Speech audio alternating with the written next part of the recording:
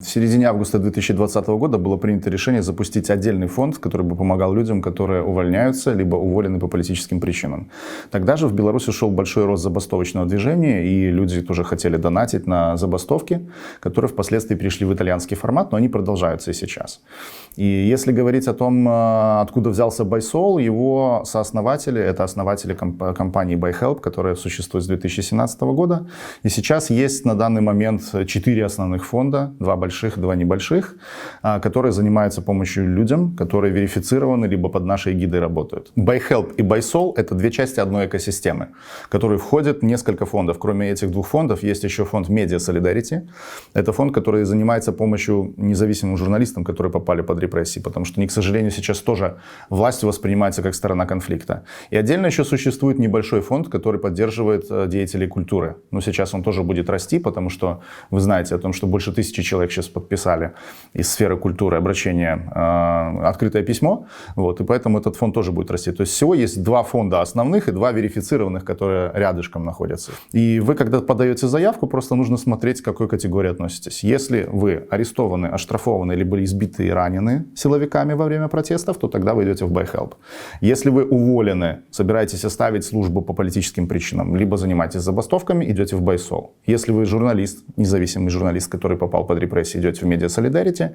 Если вы деятель культуры, который попал под репрессии, фонд поддержки деятелей культуры. Верификация — это очень важный этап нашей работы, потому что можете себе представить, у нас больше 6000 заявок сейчас в общей сложности.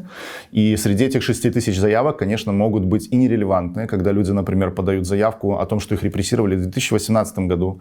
Оба фонда заявили о том, что работают только с историями, которые начались с мая этого года, потому что мы не в состоянии помочь всем. И приблизительно с этого периода начались репрессии во время конкретно этой избирательной кампании. Это одна категория заявок, которые нужно верифицировать и отсечь, потому что мы не можем их покрыть.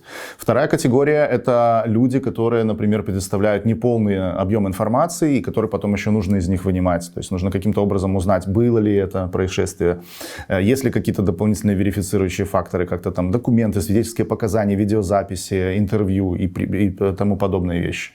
Если у человека достаточно полный объем документов, то он быстро проходит верификацию, и чем больше люди предоставляют изначально о себе инфы, о том, что с ними произошло, тем проще работать потом команде верификации. Ну и отдельно нужно упомянуть, что есть такие люди, которые, к сожалению, пытаются злоупотреблять возможностью получения помощи. Это люди, которые исправляют у себя записи в трудовой книжке, например, подчищают, показывают, что они якобы уволились в связи с политикой, а на самом деле уволились там год назад. Есть люди, которые придумывают себе травмы и потом не могут их доказать. К сожалению, конечно, может быть такой какой-то определенный процент людей, которых мы не смогли верифицировать, но они при этом реально были репрессированы.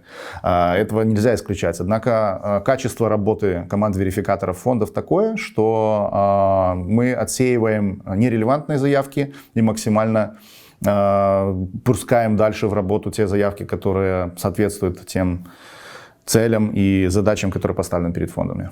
Обе команды фондов ведут свою собственную статистику, которую регулярно размещают на площадках своих в социальных сетях. Это Telegram, это Instagram, это Facebook. Я делаю, как правило, раз в неделю такую сводную статистику сразу по 2 фондам и считаю количество выплаченных денег людям и считаю количество историй, в которых мы помогли. Ясно, что это видео будут смотреть еще не только сегодня, завтра, послезавтра, поэтому цифры такие постоянно меняются. Однако я должен сразу отметить, что мы перешагнули в количестве людей, которым помогли, в 1500 человек, то есть больше 1500 уже, и выплатили более $1 миллиона на 2 фонда. Общая сумма собранных средств сейчас приближается где-то к $6 миллионам. И это значит, что мы 1/6 уже закрыли, и скорость выплат на данный момент составляет около $300 000 в неделю.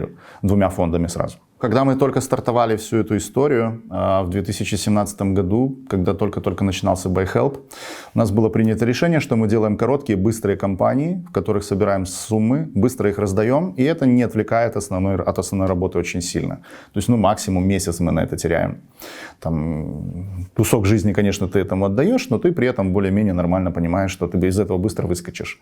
Но когда суммы пошли уже к сотням тысяч и к миллионам, тогда мы поняли, что чисто волонтерскими усилиями такие суммы, такие объемы информации, отчетности в том числе, они очень сложно осваиваются. И многим людям реально пришлось на какое-то время даже оставить работу, взять отпуска для того, чтобы разбираться с этими вопросами. И сейчас мы видим, что начало выплат было положено в июне, а сейчас уже октябрь. И это еще конца края не видно. То есть еще месяца 2 точно мы будем этим заниматься, этими выплатами. Это значит, что практически полгода люди живут за счет своих сбережений каких-то и практически полностью посвящают все свое свободное время работе с этими заявками, с этими выплатами и всем остальным. Поэтому было принято решение, что мы попросим у людей поддержать тех волонтеров, которые работают над этими заявками, и как-то компенсировать то рабочее время, которое им было затрачено. Тут речь идет не о зарплате какой-то в фонде, а тут речь идет именно о компенсации того рабочего времени, которое человек затратил на действия в пользу общественных интересов.